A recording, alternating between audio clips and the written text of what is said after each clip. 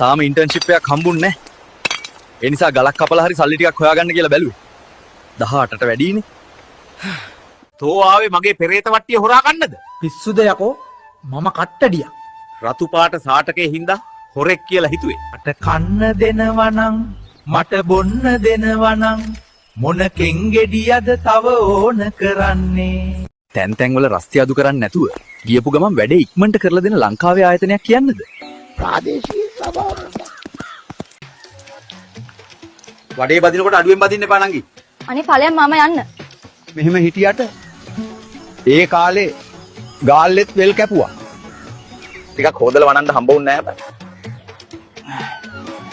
දැන් ඉතින් හොදපන්කෝ. කවුරුත් කතා කරන කන්ටේනර් තුල මොනවද තියෙන්නද කියලාද ඔබ හිතන්නේ? ෂුවර් එකටම ගංජා තමයි. මම ඔයාලට WhatsApp එකට මෙසේජ් එකක් එවන්න කිව්වා නේද?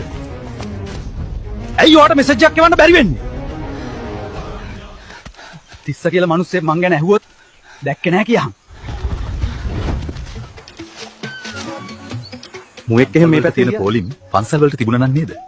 එහෙනම් පොලිමේ ඉන්නේ නැතුව කන්න තිබුණා. ඇයි පස්සේ ආපු දත රිදෙන්නේ? මගේ නම් පස්සේ දත් නැහැ.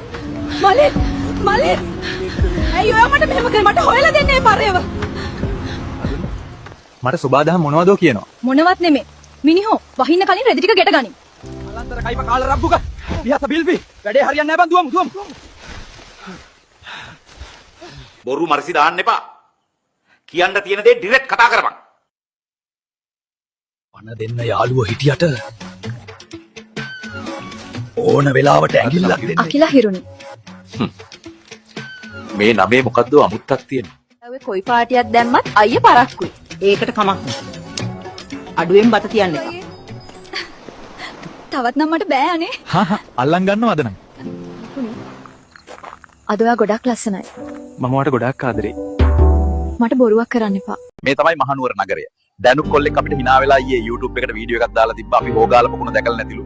අපේ නුවර වැව හොගාල පුකුණට වඩා ලොකුයි.